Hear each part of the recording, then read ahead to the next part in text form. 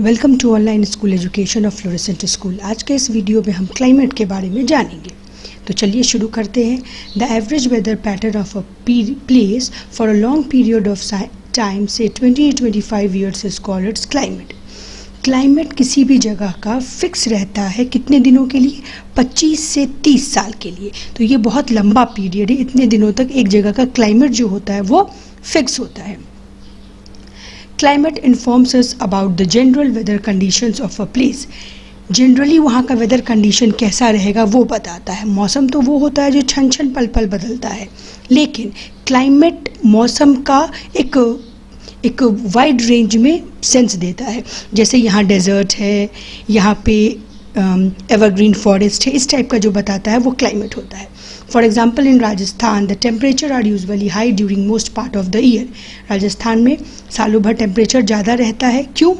सालों भर maximum time में टेम्परेचर ज़्यादा रहता है। क्यों? क्योंकि यहाँ का क्लाइमेट कैसा है? डेजर्ट है। It receives little rainfall and hence has a desert climate which is hot and dry. यहाँ का क्लाइमेट बहुत ही हॉट और ड्राई है क्योंकि यहाँ पे कैसा है? केवल यहाँ पे रेगिस्तान है। The northeast region of our country receives a lot of rainfall and therefore its climate is wet. Assam side के जो 7 सिस्टर्स है हमारे, वो उसका क्लाइमेट कैसा है? वेट, क्योंकि वहाँ सालों भर बहुत ज़्यादा बारिश होती है। The climate of any region is determined by the following factors.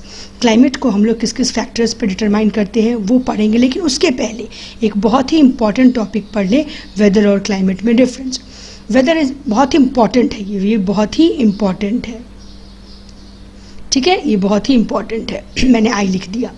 Weather is applicable to a smaller area, may be a city or a group of cities. Climate is applicable to a much larger area, may be a state or a region. Weather बहुत छोटे इलाके के लिए term use होता है, जबकि climate एक बहुत बड़े इलाके के लिए टर्म यूज़ होता है। Weather describes short term atmospheric conditions of a place. Climate describes the long term average weather condition of a particular state or region.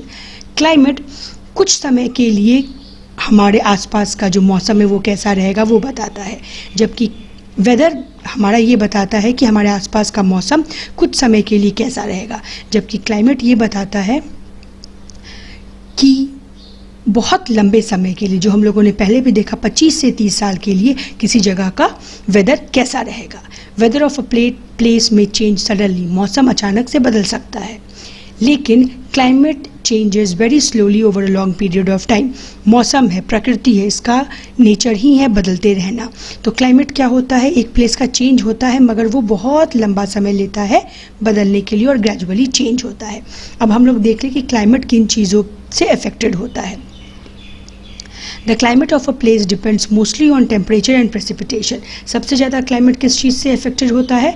Temperature से और प्रेसिपिटेशन यानी कि रेनफॉल से। The temperature and precipitation at any place depends upon several geographical factors. अब ये temperature और precipitation जो है ये जोग्राफिकल फैक्टर्स, क्या क्या जोग्राफिकल फैक्टर्स है वो हम अब देखेंगे, उन पे डिपेंड करता है। पहला उसमें है distance from sea. The sea affects the climate of a place. समुद्र से नज़दीकी या समुद्र से दूरी जो होती है वो किसी जगह के क्लाइमेट को बहुत ज़्यादा अफेक्ट करती है। Coastal areas are cooler and wetter than the inland areas. समुद्र के बगल के जो एरिया होते हैं उन्हें कहते हैं कोस्टल एरिया। वो ठंडे रहते हैं और ह्यूमिड, वहाँ का एटमॉस्फेयर ह्यूमिड रहता है, बशर्ते कि उन एरियाओं के जो कि समुद्र से दूर रहते हैं। Clouds are formed when warm air from the inland areas meet cool air from the sea. बादल कब बनते हैं? जबकि गर्म हवा जो कि कोस्टल एरिया से दूर एरिया जो है वहाँ से, और ठंडी हवा जो समुद्री इलाकों में है, वो दोनों गर्म और ठंडी हवा जब मिलती है तो बादल बनते हैं। Temperature is the central part of any continent varies over a large range. Temperature जो होता है वो किसी भी कंट्री का, किसी भी रीजन का बहुत लंबे रेंज में वेरी करता है। In the summer the temperature can be very hot and dry as moist from the sea evaporates because it reaches the central part of the continent. Summer में क्या होता है? टेम्परेचर बहुत ज़्यादा होता है और ड्राइनेस बहुत ज़्यादा होती है, यानी कि एटमॉस्फेयर में ह्यूमिडिटी कम होती है, और जो भी ह्यूमिडिटी होती है, जो सी वेपर से सी से जो वाटर एवापोरेट होते रहते हैं, वो गर्म हवा, वो गर्म मॉइस्चर जो अंदर जहाँ कोस्टल एरियाज़ नहीं है, कोस्टल एरियाज से दूर एरियाज़ पे आते हैं तो टेम्परेचर और ज़्यादा बढ़ा देते हैं। दूसरा जो हमारा है वो है ocean current. Warm ocean current makes the climate warm and wet. Ocean से दो तरह के करंट निकलते हैं। कुछ ओशंस वार्म करंट मतलब वार्म ब्रीज, वार्म हवा चलाते हैं, तो वहाँ का उन कोस्टल एरियाज़ का वेदर कैसा हो जाएगा, क्लाइमेट वार्म एंड वेट। जबकि वो एरियाज़ जहाँ पर कूल ओशन करंट आते हैं वो कैसे हो जाएंगे, कूल और ड्राई रहेंगे। तीसरा है हमारा direction of wind. The direction of prevailing wind from the sea ocean besides bring rain to the coastal areas and dry weather to the inland areas. अगर समुद्र की तरफ से हवा आएगी तो क्या होगा, समुद्र के सरफेस से हमेशा एवापोरेशन होते रहता है, तो वो जो हवा आएगी उसमें बहुत ज़्यादा मॉइस्चर रहेगा, तो कोस्टल एरियाज़ पे आते आते वो क्लाउड बना देगी और खूब ज़्यादा बारिश होगी। समुद्री इलाकों में, कोस्टल एरियाज़ में बहुत ज़्यादा बारिश होगी, जबकि अंदर के इलाकों में क्या होगा, बारिश बहुत नहीं होगी। As a result climate of the area near sea is moderate. इसीलिए क्या होता है, समुद्र के बगल में जो एरियाज़ होते हैं, सी शोर के बगल में जो कोस्टल एरियाज़ होते हैं, वहाँ का क्लाइमेट बहुत ही अच्छा होता है, ना बहुत ज़्यादा ठंडक पड़ती है, ना बहुत ज़्यादा गर्मी होती है, बहुत ही मॉडरेट क्लाइमेट रहता है। चौथा है हमारा एल्टीट्यूड। एल्टीट्यूड का मतलब होता है height above sea level. Climate is affected by mountains. तो माउंटेन क्या होगा, ये अगर हमारा सी है तो माउंटेन इसके ऊपर होगा, तो इस हाइट पे क्लाइमेट बिल्कुल डिफरेंट रहता है। Mountains receive more rainfall than low lying areas because the temperature at the top of mountain is lower than the temperature at the sea level. Mountain पे रेनफॉल ज़्यादा होगी, क्यों, क्योंकि माउंटेन पे ठंडक ज़्यादा होगी, क्लाउड फॉर्मेशन ज़्यादा होगा तो रेन ज़्यादा होगा, ठीक है। That is why you often see snow at the top of mountain all year round. इसीलिए क्या होता है, टेम्परेचर बहुत कम होता है तो बादल से जो प्रेसिपिटेशन होगा वो रेन के फॉर्म में नहीं होगा, वो स्नो के फॉर्म में होगा। इसीलिए माउंटेन पे जो टेम्परेचर कम रहता है तो वो सालों भर किससे कवर्ड रहता है, स्नो से कवर्ड रहता है। The higher the place above the sea the colder it is. जितना हाइट बढ़ेगा सी से ऊपर उतना ज़्यादा हमें ठंडक मिलती है। As altitude increases, air becomes thinner and is able to absorb only a small amount of heat resulting in cold climate. जैसे जैसे हम लोग ऊपर जाते हैं एटमॉस्फेयर में एयर जो होता है वो पतला होने लगता है, यानी कि एयर बहुत ही डेंस नहीं रह जाता है जो प्लेन्स में या सी लेवल पे रहता है। तो जब एयर कम रहेगा मतलब कार्बन डाइऑक्साइड भी उसमें कम रहेगा। कार्बन डाइऑक्साइड ही तो हीट ट्रैप करता है, तो हीट ट्रैप करने वाला गैस रहेगा ही नहीं, तो क्या होगा, हमारा हाइट पे यानी कि सी लेवल से जितना हम ऊपर जाएंगे और एयर थिन होते जाएगा तो हमारा क्या होगा, वहाँ का टेम्परेचर ऑटोमेटिकली कम हो जाएगा। जैसे सालों भर माउंटेन किससे कवर्ड रहते हैं, स्नो से कवर्ड रहते हैं। अब हमारा है fifth point, distance from the equator. आप लोग को तो पता ही है, अर्थ जो एक स्फेयर के फॉर्म में हम अर्थ को लिखते हैं वो बीचों बीच एक लाइन से डिवाइड किया जाता है, इमेजिनरी लाइन से, जिसको कि 0 डिग्री बोलते हैं, 0 डिग्री लैटिट्यूड। तो ये क्या है, ये हमारा इक्वेटर है। तो इक्वेटर से हम जितने दूर जाएंगे आइदर टूवर्ड्स नॉर्दर्न हेमिस्फेयर और टूवर्ड्स साउदर्न हेमिस्फेयर, हमारा क्लाइमेट जो होता है वो चेंज होता है। कैसे चेंज होता है ये देखते हैं। The distance from the equator affect the climate of a place, ठीक है। The equator receives more sunlight than any other place on the earth. Equator पे सन का रेज जो होता है वो सालों भर वर्टिकली गिरता है, यानी कि इक्वेटर सालों भर गर्म रहता है। This is due to the position relative to the sun. बता दिया मैंने, क्योंकि ये टिल्टेड है, 23.5 डिग्री पे हमारा अर्थ ऐसे टिल्टेड है ना, तो इक्वेटर पे सालों भर वर्टिकल रेज गिरते रहती है। The diagram shows that equator is hotter because the sun rays fall on a lesser area. It is cooler on the north and south hemisphere as the sun rays fall on a wider area.